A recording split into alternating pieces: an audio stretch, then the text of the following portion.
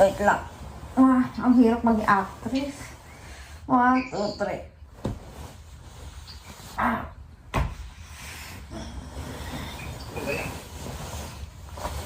Good morning, guys. Time to wake up. Let's start our day. Good morning! Yeah. Bring you up. Yeah,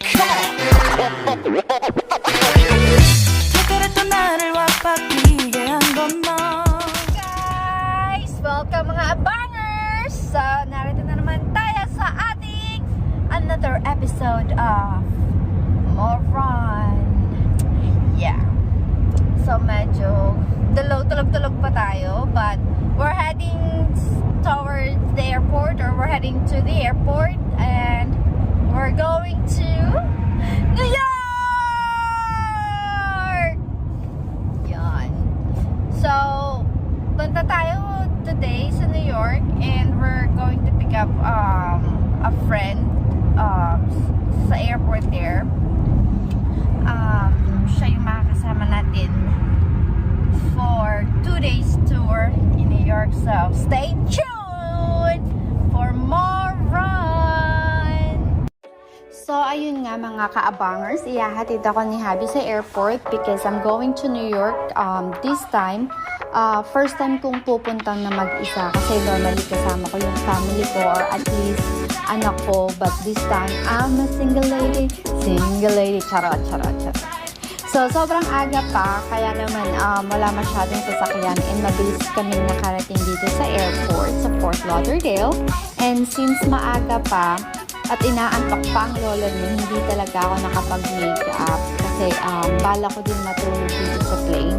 And almost 3 hours din yung flight from Fort Lauderdale to New York City. Hindi ko na malayan mga ka-abangers, papalapag na pala yung plane, and pasalamat din naman ako kasi nakatulog ako all throughout my flight. Parang sleeping beauty lang yung peg ng lola nyo, kaya naman marami na naman akong energy para mangulit today. And at the same time, super excited talaga ako to meet yung friend ko and mag-tour kasama niya. Dito lang yan sa New York City. So mga ka-abangers, handa na ba kayo? So guys, failed yung ano natin. Gago! Hindi mo ba alam kung ano ko sa'yo? Ang plano ko is these guys. Sila ate, sila kuya. Ang plano ko is lalapit sa'yo si kuya and then sasabihin sa'yo, welcome home anak. Tapos isasama ka sa family mo. Hindi. Kasi sasama ka sa mga family nila. Kasi sabihin, andito yung nanay, yung tatay mo, yung drama mo. Tinatanong kami na tanong ka saan ka na. Paikot-ikot ako. Ang mo kayo diretso ka. Siya nakikipagkwentuha kasi kanina pa siya nag-aabang. Paikot-ikot ako. Pwede pala card? Hindi namin yung card. Okay. So yeah, failed tayo ngayon. Let's try it again. Welcome to the vlog. So guys, we will be staying here at Hyatt Grand Central, New York for my 2-day stay here in New York City. Alright. Medyo papagising-gising tayo ng katawan ng diwa. So kakakali natin yung mga laman ng bag niya na pinadala niya ko sa kanya. Hindi ba? Hindi ba? Ano to? Ano mo siya? Net. Saka natin tingnan lahat, Dalis. May nahanap pa. Kain muna tayo. Send mo nga sa akin sa rider. Oh, siya, ang sarap. Alam mo yung... sa IG ko na. Pwede mo open sa IG ko yung link, tapos share mo na lang sa Sobrang sarap. Legit to, ubi halaya. From the Philippines, fresh! O, diba? Blood ni ganyan siya. Kahit wala. So guys, umpisahan na natin ang aking world tour. Ay, ano lang pala ngayon? Turan. Keme. World tour daw. World tour. Hyper, wala pang tulog. Ay, ako pala walang tulog. Diyos ko.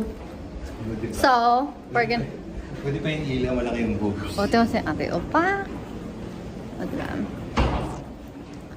Mambukas ka tayo dyan, kahit alin dyan. Nasa dulo yata. So, ayun na. Ready na tayo. Ready ka na ba? Let's go! So guys, first on my list is to go to the Summit 1 Vanderbilt. Since it is just next to my hotel. So, sobrang lapit lang niya. 5 minutes walking lang siya. And also, tanghali na din kaya unahin natin to. And first, we have to get our tickets. And the ticket prices is there as well in your screen. Yan, binidyohan ko na para meron kayong reference. If ever na mapupunta kayo dito and you wanna try this one. Yan po. And also, just to give you some information, Summit has a breathtaking view of the New York City, guys. Sobrang ganda niya sa taas. If you're gonna see it from high above. It is about like 1,401 feet high. So, isa din siya sa pinakabagong attraction dito sa New York City. So, pag akyat nyo, guys, pag pupunta kayo dito, especially during the day, either make sure you have your glasses on, your sunglasses, or if you don't have it with you, like your personal one, don't worry kasi they will provide you one to wear upstairs. Kasi sobrang liwanag doon, guys. Masakit siya sa mata. Kaya required siya na isuot. And then at the same time, bibigyan din kayo ng shoe rug. So you have to wear that as well kasi everything is made out of glass. Salamin siya, guys. Kaya medyo nakakalula. Yung mga salamingkera dyan, eto na ang place para sa inyo. Ma-enjoy na nyo talaga to. As in, kaliwat kanan, baba, taas. Puro salamin, guys. And again, isa sa mga na-enjoy ko na place is itong may mga bola, itong may mga balloon na silver. Kasi, sarap makabata. Alam mo yung ma-enjoy mo siya kasi malalaro mo yung mga lobo. And then at the same time, ang ganda niyang pang selfie, guys. Mga mahilig mag-selfie dyan, tsaka mga pang Instagram. Ito, guys, magugustuhan nyo to. It's a must to visit here in New York City. So, kaya naman ako talaga pinaghandaan ko to, guys. Kasi sinearch ko to online bago ako may pumunta rito. And bet ko talaga siya. So, ang lola nyo, nagbaon ako ng pamalit na dress. Siyempre, hindi po ako pahuhuli. So, we're here in the middle of Times Square. Yes! We're here. I don't know what time is it. I think siguro mga 10 o'clock na ng gabi. And we're enjoying the night, the lights of Times Square. So, yan, sa tingin ko, yun. Kakatapos na namin kumain ng hotdog. Ngayon nakakagutom. So, buhay na buhay dito sa New York at night. No wonder why it's called the city that never sleeps. Amazing. So, medyo, yung kagandahan dito, walang pakialam yung mga tao. Ay, anong eme lang. So, ipo-push ko to to the level. Alam mo yun, So, naglakad-lakad kami dito sa Times Square. And sobrang dami ng tao kahit gabi na. And ang daming ganap, guys. Nakakaloka pati yung mga naglalakihang screen. Ang liwanag. Nagre-reflect siya sa buong city. Kaya kahit gabi na sobra-sobra talagang liwanag. And also, meron din kaming mga nadaanan ng mga street dancings or mga doing some tricks. So, medyo common yun dito sa Times Square. Pero, in fairness ang galing nila and ganda ng katawan. May pasayaw pa, charot. So, kaya naman napaupo kami and syempre, nanood din po kami. And then, after a while, pagkatapos ng show, siguro nag-start na din kaming maglakad pabalik sa hotel kasi nakakapagod. Maghapon kaya kami nasa labas buong araw. So, everything here, guys, dito sa New York is walkathon. So, it's a must to have a shoes, yung mga running shoes or mga sapatos na komportable. Kasi as in lakad ang peg nyo dito, guys, I mean, hindi siya worth it na mag-Uber or mag-taxi unless kung malayo talaga yung distance. Pero kung within the city lang ganyan, lakad lang siya kasi matraffic dito guys. Parang Manila lang siya ang peg niya.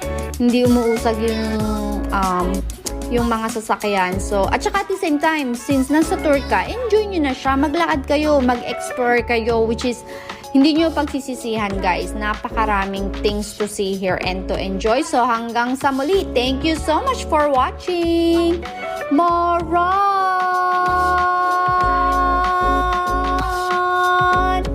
Yeah!